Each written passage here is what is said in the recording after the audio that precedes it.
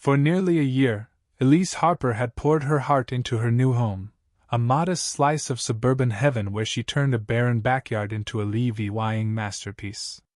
Raised flower beds burst with peonies, lavender, and rare indigo tulips she'd sourced from a small nursery in Washington. A stone patio stretched from her back door, edged with sleek solar lights and modern wicker furniture she'd saved months to afford. At the yard's heart stood an ancient maple, its branches casting cool shade over a cozy nook where Elise sipped coffee at dawn. For her, a wedding planner who juggled demanding clients and the relentless hum of city life, this garden wasn't just decor, it was salvation. Every petal, every stone, every blade of grass was a choice, a boundary, a declaration of peace she'd fought to carve out.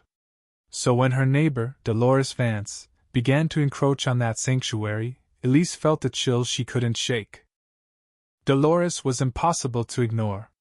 A wiry woman in her late 60s, with bottle blonde curls and a voice that could shatter glass, she'd ruled the neighborhood for decades, though no one could pinpoint why.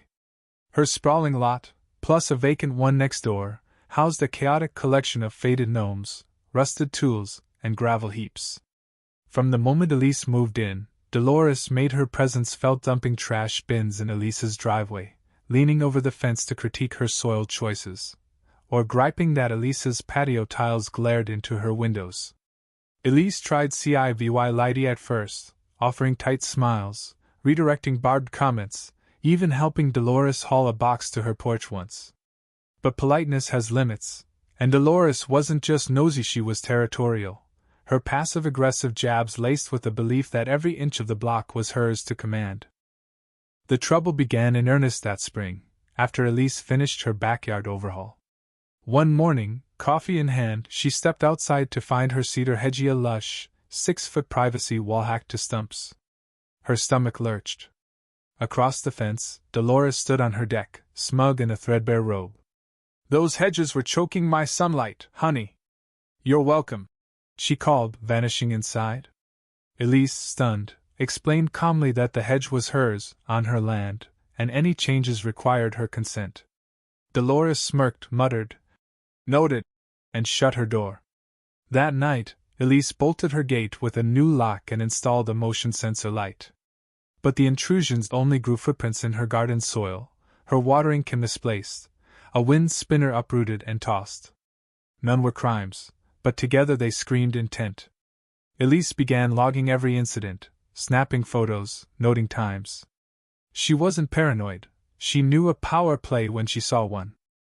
Hoping to avoid war, Elise wrote Dolores a polite letter, reaffirming her property line and asking for no Yunan vy Ted vy sits. It went unanswered. The next day, her gate hung ajar, its latch bent. Then came the clippings, branches from Dolores's yard strewn across Elise's flower beds. Worse followed, a chemical sludge, reeking of herbicide, oozed into her hydrangeas, wilting them overnight. Elise reported it to code enforcement and the police, but without footage or witnesses, they called it a neighbor dispute and urged Civy Lighty. Civy Lighty? Dolores wasn't ignorant, she was entitled, and her boldness was spiking. Elise upgraded her cameras, consulted a property lawyer, and printed her land deeds. She wasn't preparing for a fight, she was arming for one. Nothing could have braced her for that humid July afternoon. Fresh from work, Elise was watering her garden when her gate crashed open. There stood Dolores, sweat-soaked, eyes blazing, clutching two steel rakes like swords. Her face was a furnace of rage, veins throbbing. "This is my land!" she bellowed. "You think you can fence me out, you little brat?" Elise's pulse roared, but her mind stayed ice-cold. She didn't scream or argue. She gripped her hose, thumbed the nozzle to full blast, and unleashed a torrent into Dolores's face. The woman staggered, slipped on wet grass, and crashed onto the patio, one rake skittering away. She flailed, still clutching the other, spitting curses as Elise kept the water trained on her. It was absurd, terrifying, a suburban showdown under the blistering sun. Dolores, drenched and shrieking, finally dropped the second rake, shielding her face. Elise eased the stream but held her ground, silent, letting the water speak. Defeated, Dolores crawled to her knees, makeup streaming like a horror flick VY Lane. "You'll regret this, you witch!" she rasped, dragging herself back through the gate. Elise didn't follow. She grabbed her phone, recorded the wreckage, broken gate, trampled beds, muddy rake marks, and called 911, her voice steady as she reported the trespass and assault. She phoned her lawyer next, who urged her to press charges. When police arrived, Elise walked them through the scene, showing camera footage of Dolores forcing the gate. She didn't hesitate. "Yes, I want charges filed." The officers nodded, one quietly suggesting stronger locks. They knocked on Dolores's door, but she refused to open it, claiming illness through a cracked window. The report was filed, her non-cooperation noted. Elise spent the evening fortifying her yard, new floodlights, a cowbell rigged to the gate, cameras repositioned. She barely slept, haunted by Dolores's feral glare, knowing this wasn't over. The next morning, Elise filed for a restraining order, her lawyer on speed dial. The court promised delivery within 48 hours, but that left a gap for Dolores to strike.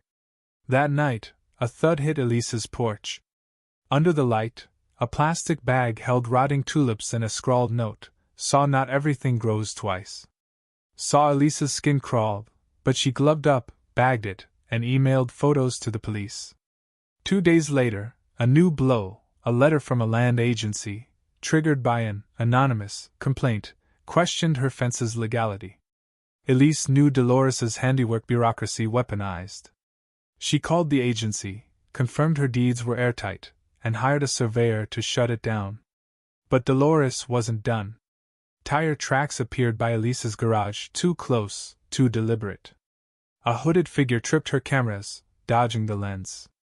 Elise brought in a security consultant, who added infrared sensors and window markers. She wasn't paranoid, she was done being prey.